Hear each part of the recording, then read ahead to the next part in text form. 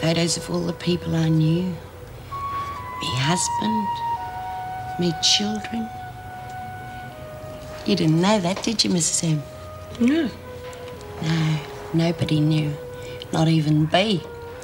I had them hidden away right in here so nobody could find them. See, I wanted them to be private. Pictures from me past. I never took them with me even when I went out. I thought I'd probably lose them. I thought they'd be safe in here. And do you know where they were hidden? In the library. Stuffed in among all them classical books, you know, Shakespeare and all that. I thought they'd be as safe as houses there. I thought maybe one of these days in the future somebody'd come along and they'd find them and they'd say, oh, look, there's old Lizzie Birdsworth when she was a young'un. Now, this is all I've got left. They were all burnt in the fire. Not much to show for 70-odd years, is it? How's the insurance going? Not bad. I've got a few bits and pieces stashed away in the cell for you. Any cash? Nah, they're mostly paying in chocolate and bickies. I reckon they're losing interest a bit. Well, it's about time somebody was slung in the pound again, just to remind them of their benefits. Me? Have you any idea what's wrong with Lizzie? She's acting like she's at death's door.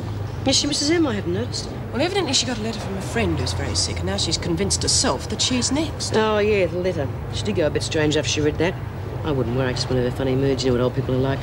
I'll keep an eye on her. Please do. Let me know if there's anything I can do. Sure. She'll be right as round in a few days, you'll see. OK, girls, bet's over. I win. Hand over your smokes. No way, we've got Lizzie well and truly hooked. Oh, you think so? Maxine, tell him what happened this morning. Well, we was chatting away to her, and she pretended not to hear a thing. So what? Just goes to prove we've got to believe and she is going deaf. Uh-uh. Because then she turned around and repeated every word we said. Isn't that right, Maxine? Yes, ma'am. She's using your trick to con a few days off out of the screws. She told Mrs. Morris she got a letter from a sick friend, and now she is pretending she's on death's door. So, what does that prove? There was no bloody letter. She hasn't had a letter for weeks, and the last one was from Doreen. She's too tricky for the lot of you. So now just pay up gracefully, and we'll do all we can to help her con the screws, right? Yeah, all right. Gotta admit defeat, I suppose. Good old Lizzie. She's a cunning old bugger. You can say that again. Now all I have to do is stop her from smoking herself to death on her winnings. I, Elizabeth Josephine Birdsworth, being with a sound mind and knowing what I am doing, do herewith make my last will and testament to all me mates I've known for years. You lot always said I was never good for anything. Well, there was one thing I was good at, pinching stuff. I never meant any harm by it, and I'm not as bad as I used to be years ago. I just wanted to pinch something off you all, something little that didn't matter much, just so that when you get it back, when I've snuffed it, you can remember me and all the good times we had together. To B, I leave the embroidered purse I always meant to finish for you. To Dor, I leave all the letters you sent me. To Maxie, I leave me lavender bag. To Jude, the hanky with the frilly edge. All my other bits and pieces you can share among you.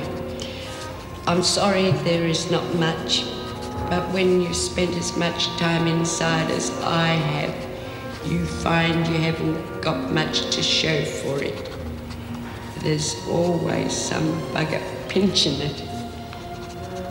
I was going to ask to be buried with Sid's photo, but I reckon that's being silly and a bit selfish. You were all mates of his, and he was a damn good handyman around the place.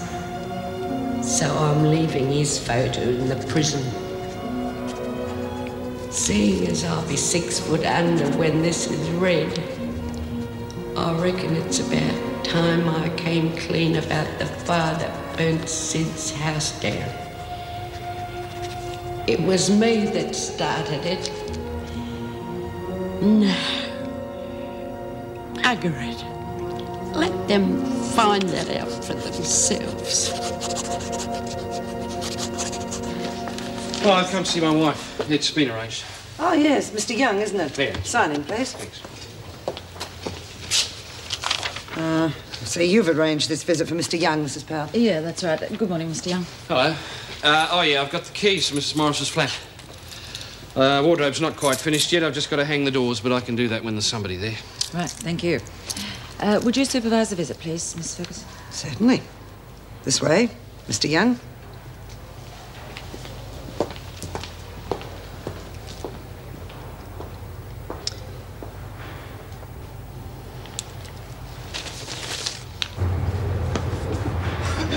Has anybody got a tissue?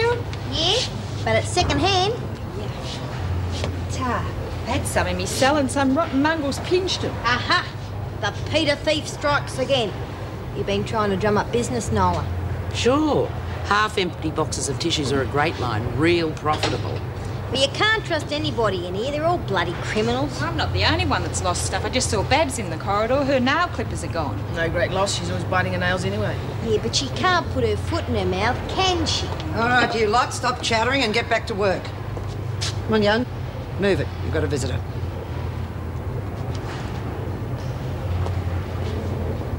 You know, it wouldn't surprise me if she was pinching stuff from our cells just to stir us up. Me neither. Otherwise, we're looking for someone with a runny nose and long fingernails, aren't we?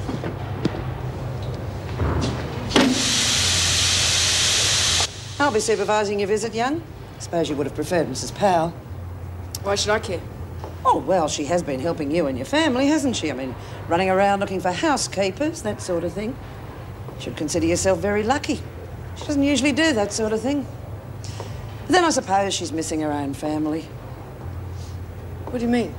Oh, nothing really. It's just that separation after 16 years of marriage is probably a bit traumatic. And then she is living with Mrs. Morris, but mind you, they're usually on different shifts, so I don't suppose that's much company. Yes, I should think Mrs. Powell is quite lonely.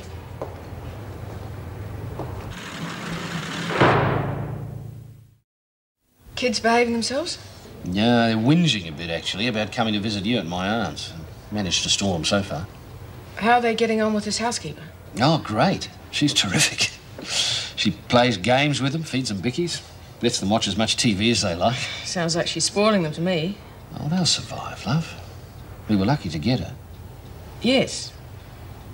Yes, it was good of Mrs. Powell to go out of her way to help us like that. Oh, well, it works both ways. I mean, I did a job for her and Mrs. Morris. Just charged them for the timber. What job? Well, it started out as a couple of shelves, ended up as a wardrobe. At Mrs. Morris's house? Yeah. You never told me. Oh, I must have forgotten. Anyway, it doesn't matter. It's just another job.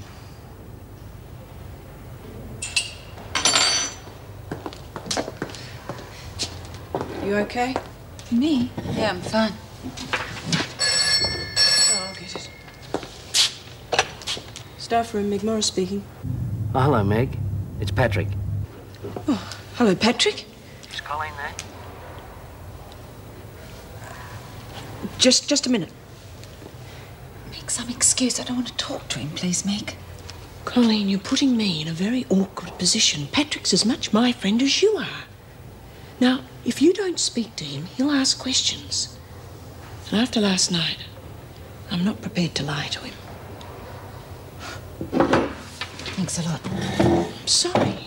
Just don't agree with what you're doing. Yeah, hello. Hello, love. What do you want, Pat? I thought we could have lunch together. I've got something to tell you. Well, can't you tell me now? I'd rather see you face to face.